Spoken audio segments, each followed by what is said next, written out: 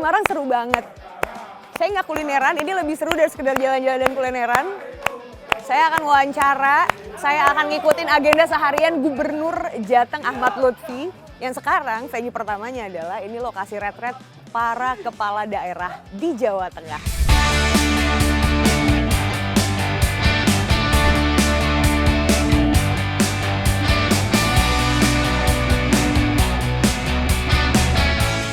Alhamdulillah akhirnya saya bisa punya quality time sama Pak Lutfi hari ini.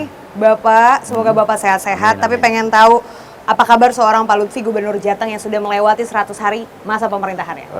100 hari merupakan bentuk refleksi yang harus kita tindak lanjuti.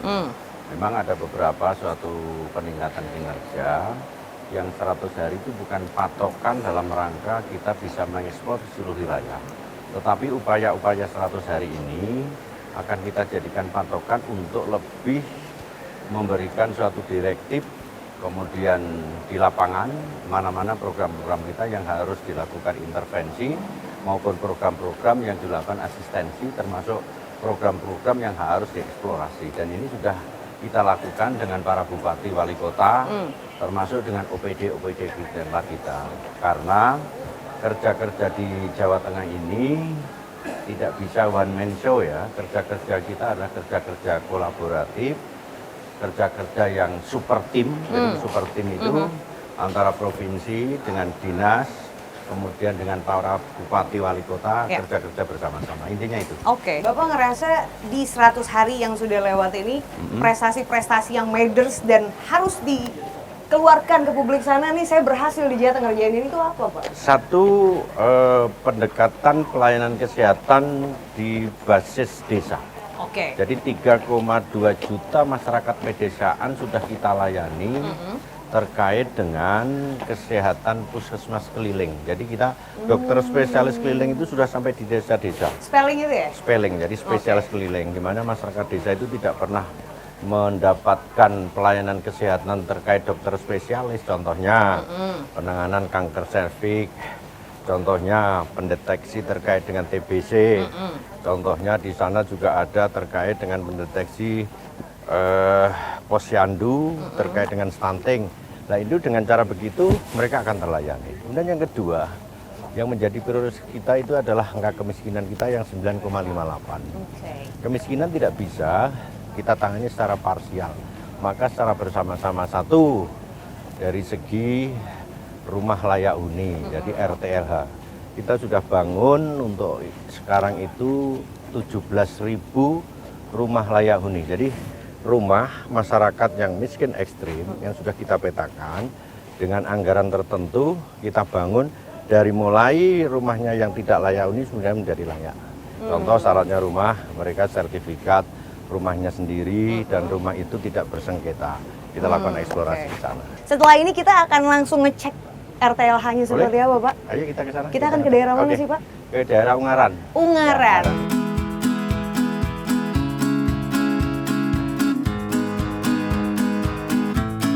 Ini tadi Bapak sempat mention untuk pengentasan permasalahan kemiskinan ekstrem di Jawa Tengah dan juga perbaikan kehidupan warga ya Pak. Ada RTLH ini. Lebih jauh soal ini Pak? Yang pertama, kemiskinan ekstrem di Jawa Tengah harus kita pangkas. Jadi secara umum Jawa Tengah itu kan 958 2024. Kita tidak bisa, kerjanya kita harus komparasi dan kolaborasi. Dari pertama, dari mulai pendidikannya kita tingkatkan terkait dengan SMA. Kita tidak ada warga miskin kita yang tidak sekolah. 5.000 anak-anak yang putus sekolah kita sekolahkan gratis. Kita tempelkan kepada kemitraan sekolah swasta. Kemudian yang kedua, rumah layak huni ini perlu sehingga masyarakat kita yang miskin ekstrim yang datanya dari dinas sosial, kita lakukan intervensi 2025 itu 17.000 rumah layak huni. Untuk Kabupaten Semarang 371 termasuk rumahnya Pak Tono ini. Dengan harapan apabila papan, sandang, kemudian kesehatan juga spelling tadi sudah kita lakukan, maka secara tidak langsung, secara komprehensif akan memangkas kemiskinan di wilayah kita. Oke Pak, sandang ini kan basic needs ya Pak, maksudnya kebutuhan dasar sekali. Sedangkan kalau ngomongin soal wilayah Jawa Tengah yang luas sekali, disparitas antar wilayah gimana Pak untuk bisa kesentuh semua dengan rata gitu? Jadi disparitas ini harus kita lakukan prioritaskan. Dari 35 kabupaten kita intervensi di 10 kabupaten termiskin terbawah. Jadi saya potong 10 kabupaten terbawah, maka 10 kabupaten terbawah ini masing-masing desa kita jadikan zonasi kroyok oleh dinas kita. Jadi begini, dinas kita itu akan ke desa-desa di 10 kabupaten kota yang termiskin. Apa itu termiskin? Desa yang bansosnya lebih dari 60%, bansosnya, itu harus kita intervensi.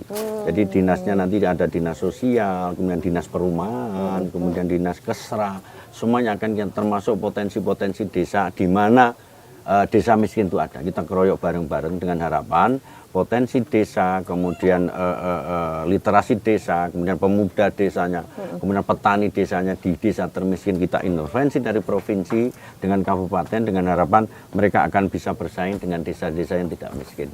Secara tidak langsung kalau desa termiskin itu mulai kita infiltrasi, maka naik ke atas kabupatennya kota tidak menjadi kabupaten termiskin, akan mengangkat bersama-sama. 2024 itu 1.270.000 zaman gubernur yang dulu. Ini masih ada sekitar ya 1 jutaan lebih. Artinya ini kan harus bertahap, berlanjut dan berkelanjutan. Makanya Jawa Tengah kita punya moto bagaimana kita investasi harus kita galakkan sehingga PAD-nya akan meningkat. Secara tidak langsung upah akan menaik dan secara tidak langsung akan membantu masyarakat kita terkait dengan yang miskin. Bapak yang juga tak kalah menjadi isu sekarang adalah ancaman Jawa Tengah yang akan tenggelam. Ya. Untuk ini kan pasti semua langsung bertanya-tanya, gubernurnya punya program apa untuk itu? Kalau tipologi Jawa Tengah, terutama Semarang, khususnya Pantai Pantura Jawa Tengah, ini memang dari dulu, dari 3 tahun yang lalu sudah terjadi adanya perubahan musim, penurunan air tanah, kemudian rob, pendangkalan muara dan lain sebagainya. Ini yang harus kita kerjasamakan dengan kerja-kerja provinsi, kabupaten kota, desa, bahkan di tingkat kementerian. Kita sudah mempunyai jangka panjang, jangka menengah, dan jangka pendek. Jangka menengah, masyarakat kita sudah kita didik terkait dengan rumah apung. Pencegahan kita lakukan dengan program Green Skoro. Seluruh kabupaten kota, garis pantai dari 971 km, bupati wali kota yang punya garis pantai Pantura, kita nanam mangrove bersama-sama upaya pencegahannya. Masyarakat kita didik terkait dengan rumah apung yang sekarang sudah berlaku di Rasayung. Kemudian dilakukan kanalisasi kepada kampung-kampung yang kena rob dengan cara dikasih namanya jenis pompa yang kita lakukan. Kemudian BLT semuanya kita dorong ke wilayah sana. Kemudian bantuan KUB semuanya kita dorong ke sana. Kemudian yang kedua, langkah strategis untuk menghadapi ini adalah rob yang musim makin gila, maka giant sea wall itu menjadi solusi yang paling utama dan pemerintah pusat sudah turun tangan. Giant sea wall itu sudah kita bangun dalam rangka apa? Satu, mengatasi rob, yang kedua adalah mengatasi banjir yang kita lakukan. 1 Januari nanti sudah mulai tersambung secara fungsional untuk jalan sea wall untuk wilayah Sayung dan sekitarnya. Demikian, Pak. Oke, Pak, giant sea wall itu kan proyek yang nggak murah, Pak. Iya, gede banget, Pak. Uangnya dari mana? Semuanya dari APBN. Dari APBN, dari Kementerian PU. Kalau wilayah wilayah Sayung Demak itu 10,9 triliun. Total. Ya, itu dari tahun 2002 sampai 2027. Wow. Dan itu salah satu jangka panjang yang nanti bisa mengkikis adanya rob maupun banjir di wilayah sana. 25 tahun ya jangkanya ya. Betul. Investor, Pak?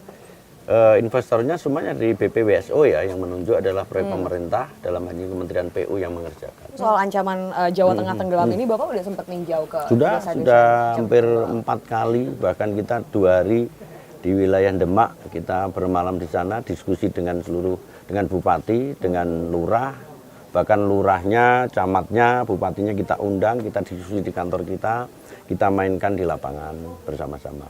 Oke, Pak. Kalau masih banyak yang pesimis kayak nggak bakal bisa dicegah, kayaknya Jawa Tengah one day akan tenggelam. Apa anggapan Bapak? Itu harus kita kikis. Dari dulu kan ada nyanyian Semarang kali ini banjir. Dan memang itu resiko, dan itu resiko yang harus kita hadapi. Kita harus membiasakan namanya tanggap bencana di wilayah kita terkait banjir itu bersama-sama. Makanya kita dari mulai sampai di tingkat desa itu harus mempunyai sense of crisis terhadap bencana itu sendiri. Makanya tagana dana kita aktifkan, kemudian masyarakat kita didik terkait dengan itu. Memang harus secara bersama-sama kita lakukan. Demikian, Mbak. Menurut Bapak sosialisasinya udah cukup nyampe belum sih Oh, masyarakat? sudah, Apa itu, yang harus mereka lakukan? Itu ROP itu bukan hari ini. Itu Udah 3 tahun yang lalu sudah kayak gitu. Dan masyarakat sudah terbiasa. Makanya kita harus kerja-kerja yang cepat dan parsial dengan masyarakat. Oke. Serikut kementerian terkait. Kolaborasi. Kolaborasi Kok lagi. kata Yeah. Pak.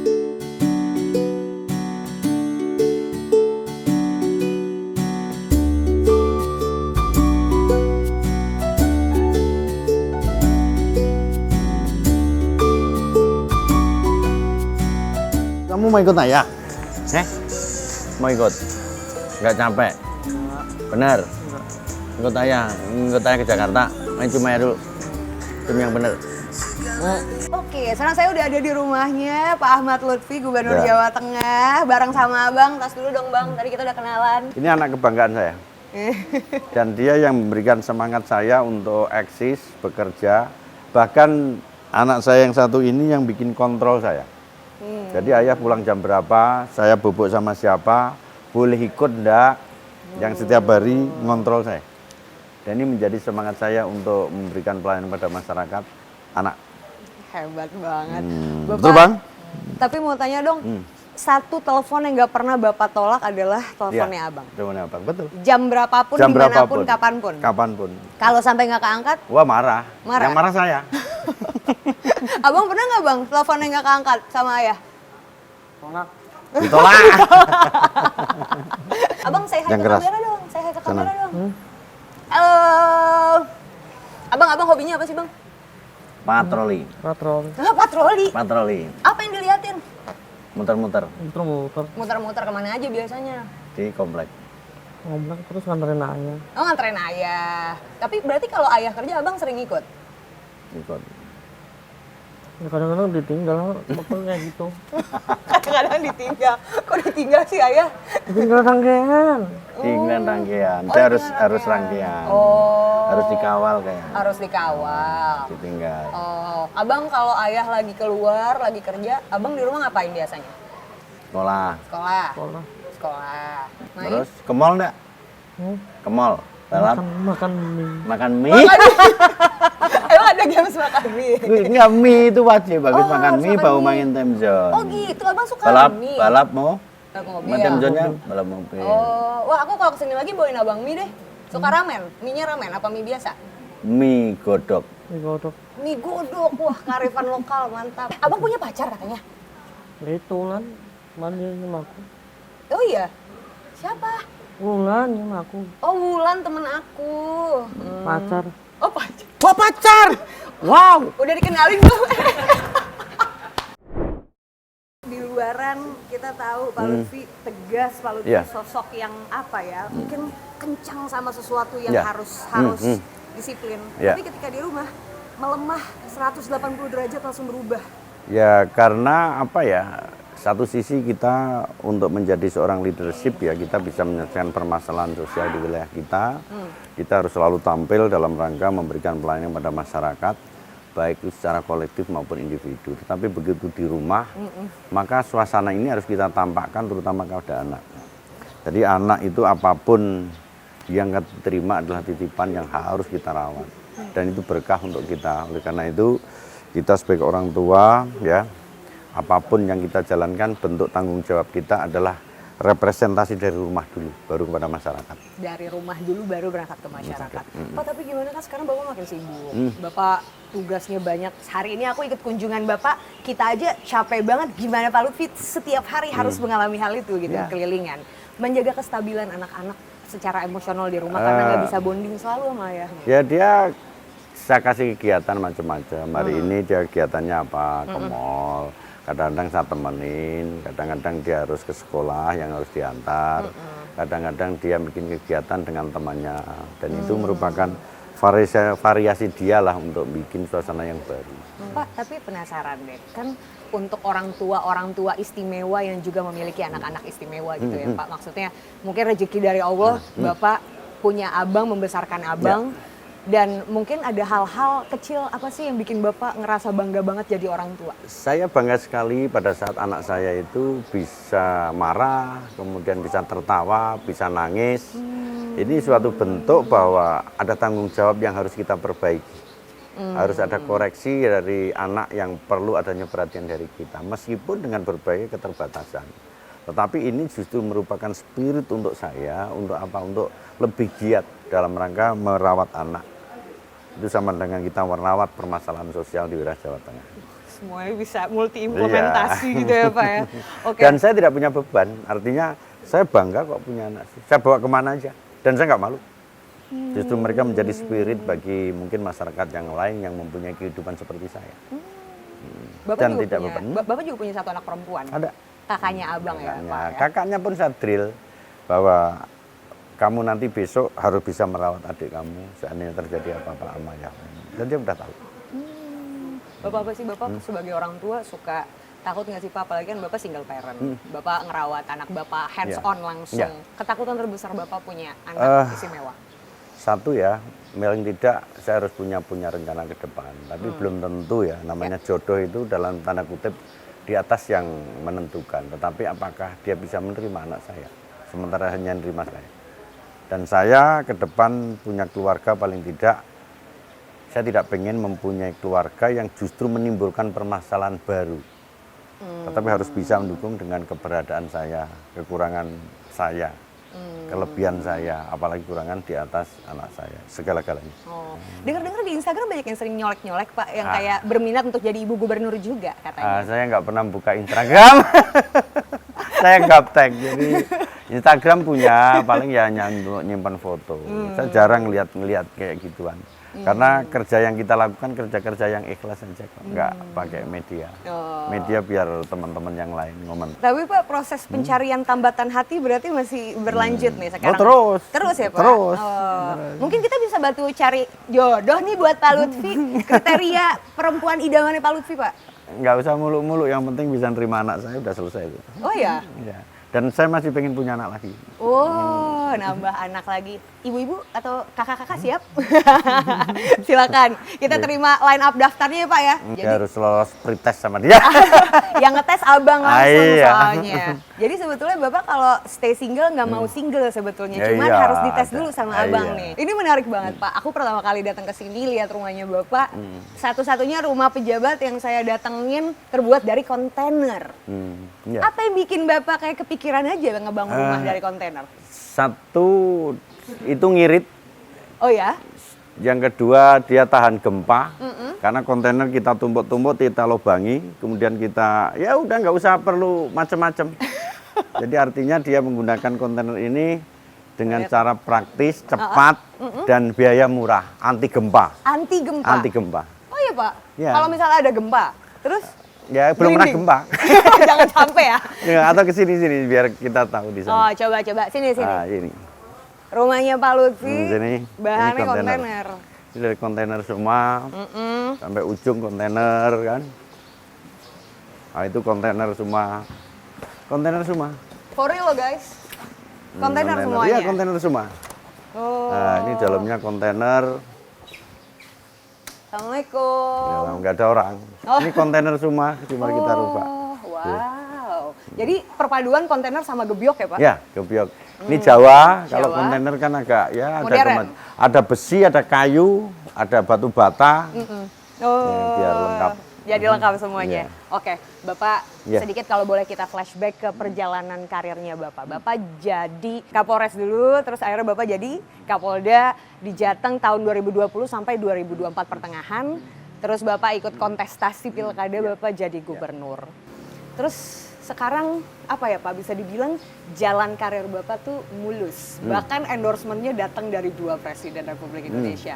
Presiden Jokowi dan juga Presiden Prabowo. Bapak didiriin di sebelahnya sama Gus Yassin gitu Pak.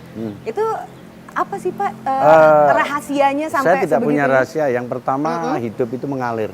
Jadi mengalir apa adanya, tidak dibuat-buat, kemudian hidup kita jalani apa adanya. Saya yakin dan percaya bahwa masyarakat akan melihat tentang kehidupan kita yang alami, tidak karena sesuatu, Jadi pengabdian yang kita lakukan adalah bagaimana yang kerja-kerja yang ikhlas, yang tanpa beban, tidak gumunan, tidak gampang heran, tidak gampang takjub, tetapi itulah representasi apa adanya yang saya lakukan. Bagaimana dengan statement yang meragukan, Lutfi mah pilihan kekuasaan bukan pilihan rakyat? Silahkan aja, tapi masyarakat kita kan yang menilai.